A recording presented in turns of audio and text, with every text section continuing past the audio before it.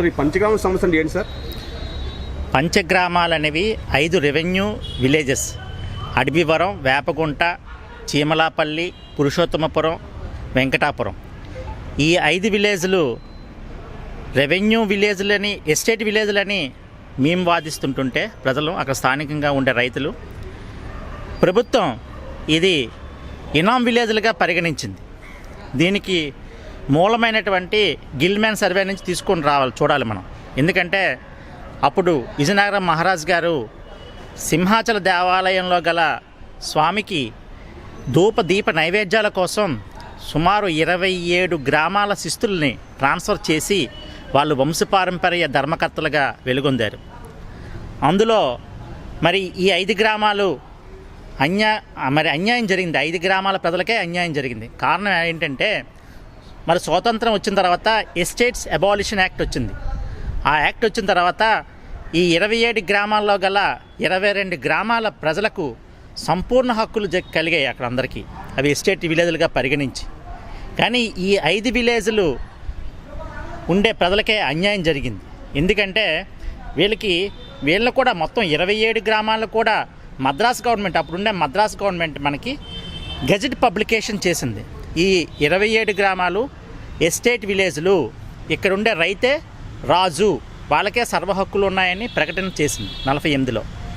1951లో సింహాచల దేవస్థానం వాళ్ళు కోర్టుకి వెళ్ళారు. ఆ కోర్టుకి వెళ్ళగానే మద్రాస్ హైకోర్టు ఇవి ఎస్టేట్ విలేజ్లు కాదు, ఇనాం విలేజ్లని తీర్పు ఇచ్చింది. ఆ తీర్పుని బేస్ చేసుకొని ఈ పంచగ్రామాలు అనేవి ఇనాం గ్రామాలుగా మరి అప్పటి నుంచి పరిగణింపబడుతున్నాయి.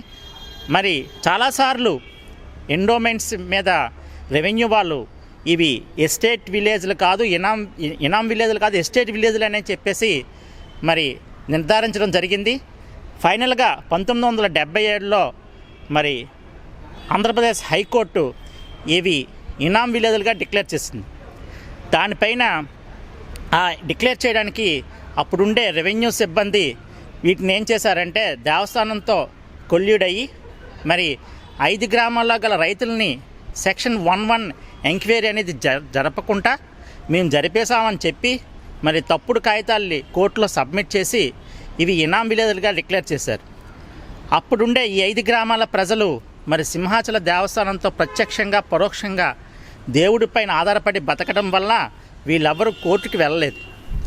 దాని తర్వాత 1994లో ఎన్టీ రామారావు గారి గవర్నమెంట్ వచ్చిన తర్వాత మానవ ఆంజనేయులు గారు దీనిపైన హౌస్ కమిటీ వేయించారు ఎన్టీఆర్ గారి చేత. ఆ హౌస్ కమిటీ సిఫార్సు మేరకు 1996లో ఇక్కడ 9068 ఎకరాలకు మరి పట్టాలు ఇవ్వడం జరిగింది. ఆ పట్టాలు దేవుడి పేరున ఇవి ఇనాం గ్రామాలుగా డిక్లేర్ చేస్తూ ఇవ్వడం జరిగింది. ఈ పట్టాల్లో 7250 ఎకరాలు సింహాచల దేవస్థానానికి చెందిన భూములే. వాటిని మేము కూడా అంగీకరిస్తాం. అందులో 1750 ఎకరాల్లో గల ఈ పంచగ్రామాల జిరాయితీ రైతుల భూములు కూడా కలిపి ఇవ్వడం జరిగింది. అక్కడే మాకు అన్యాయం జరిగింది.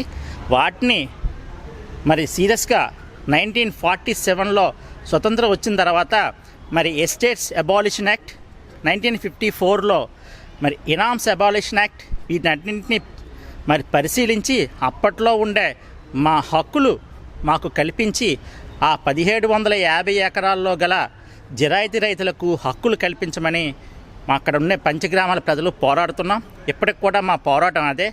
మా 5 రెవెన్యూ గ్రామాలు సుమారు 1,00,000 మంది సమస్య ఇది. ఈ సమస్యను మరి రాష్ట్ర ప్రభుత్వం గత కలెక్టర్స్ అర్జున్ రావు గారు అయితేనేమి, తర్వాత శ్యామలరావు గారు అయితేనేమి, తర్వాత వచ్చిన ప్రవీణ్ కుమార్ గారు అయితేనేమి, వీళ్ళు ఇచ్చిన రిపోర్ట్లన్నీ పరిశీలించండి. అక్కడ రైతు అనేది 100 ఏళ్ల నుంచి నివసిస్తున్నాడు.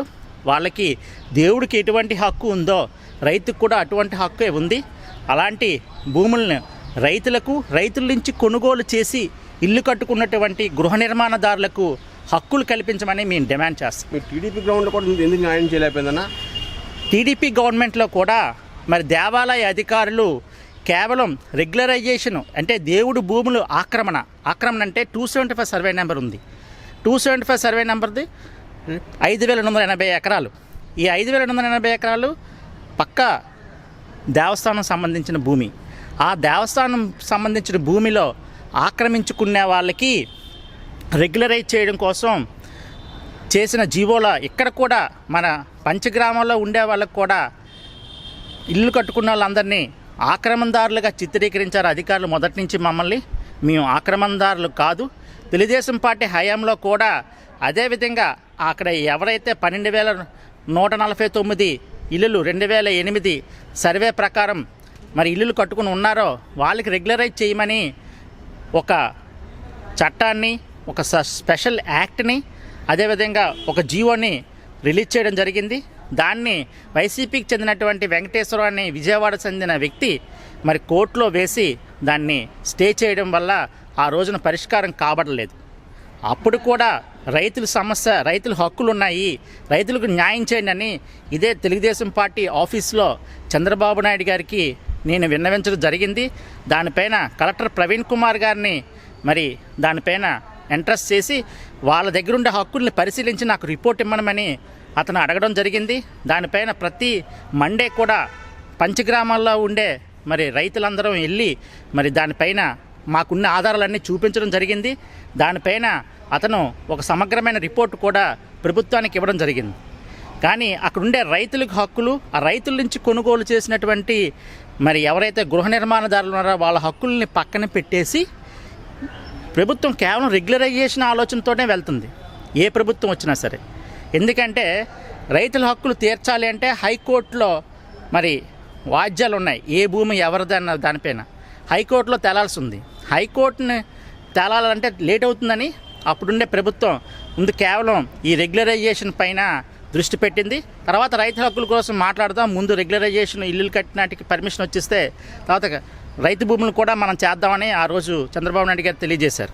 కానీ మనం మీరు ఓడిపోవడానికి కారణం కూడా ఇదే కదా కారణం. మేము ఓడిపోవడానికి కారణం కూడా ప్రతిసారి ఇది ఒక ప్రతి రాజకీయంగా ఒక వస్తువుగా, రాజకీయ వస్తువుగా తయారైంది, ఒక రాజకీయ అంశంగా తయారయ్యి ఆ మనోభావాల్ని మరి దాంతో ముడిపడి మరి అక్కడ ఓటమి చెందుతున్నాం. కాదనలేదు. కానీ ఇక్కడుండే సమస్యను పరిష్కరించాల్సిన ప్రభుత్వం దీన్ని కేవలం ఆక్రమణదారులు రెగ్యులరైజేషన్ అంటే ఇది ఎప్పటికీ జరగదు. ఎందుకంటే ఎండోమెంట్స్ యాక్ట్ ఏం చెబుతుందంటే దేవాలయ భూముల్ని ఎవరికైనా ఓపెన్ ఆక్షన్ ద్వారా, బహిరంగ వేలం ద్వారా లీజుకైనా ఇవ్వచ్చు, అమ్మేయచ్చు దేవాలయ భూముల్ని. అంతేగాని రెగ్యులరైజేషన్ చేయాలన్నది ఆ చట్టంలో లేదు.